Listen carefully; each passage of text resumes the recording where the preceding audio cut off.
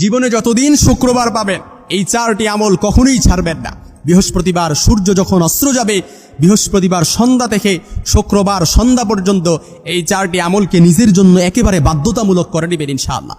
প্রথম যে আমলটি সবচাইতে বেশি বেশি করবেন, এমনকি আপনার যত পেরেশানি আছে, যত বিপদ আপদ আছে, উদ্বেগ উৎকণ্ঠা আছে, সব কিছুর জন্য যে আমলটা যথেষ্ট হয়ে যাবে, প্রথম যে আমলটা করবেন সেটাই হচ্ছে দুরুদ শরীফের আমল।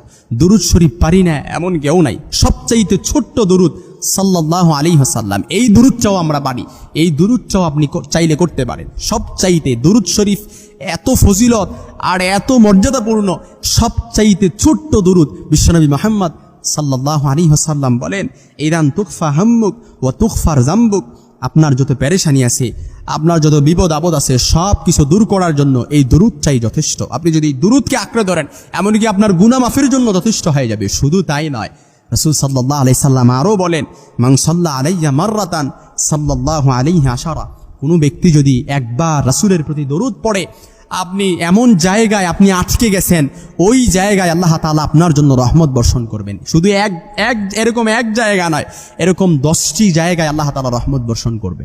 বিপদে আটকে গেছেন, এরকম 10টি জায়গায় রহমত বর্ষণ করবেন শুধু একবার রাসূলের প্রতি দরুদ পড়ার কারণে।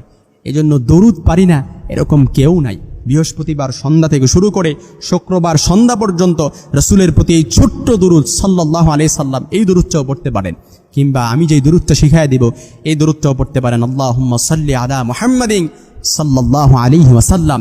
কিংবা আমরা নামাজে যে দুরুদটা পড়ি, আল্লাহুম্মা সাল্লি আলা মুহাম্মাদ ওয়া আলা আলি মুহাম্মাদ কামা সাল্লাইতা আলা ইব্রাহিম ওয়া আলা আলি ইব্রাহিম ইন্নাকা হামিদুম মাজিদ, আল্লাহুম্মা বারিক আলা মুহাম্মাদ ওয়া আলা আলি মুহাম্মাদ কামা বারাকতা আলা ইব্রাহিম ওয়া আলা আলি ইব্রাহিম ইন্নাকা হামিদুম মাজিদ। এই দুরূদটাও পড়তে পারেন। সবচাইতে 4টি আমলের মধ্যে সবচাইতে বেশি যে আমলটা করবেন সেটা হচ্ছে দুরূদ শরীফের আমলকে, একেবারে দুরূদ শরীফের আমলকে নিজের মধ্যে আঁকড়ে রাখবেন।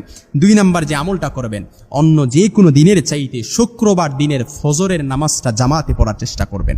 অন্যান্য দিনের নামাজগুলো তো কিংবা ফজরের নামাজটাও তো জামাতে পড়বেন, কিন্তু শুক্রবার দিনের ফজরের নামাজটা জামাতে পড়বেন। কেন?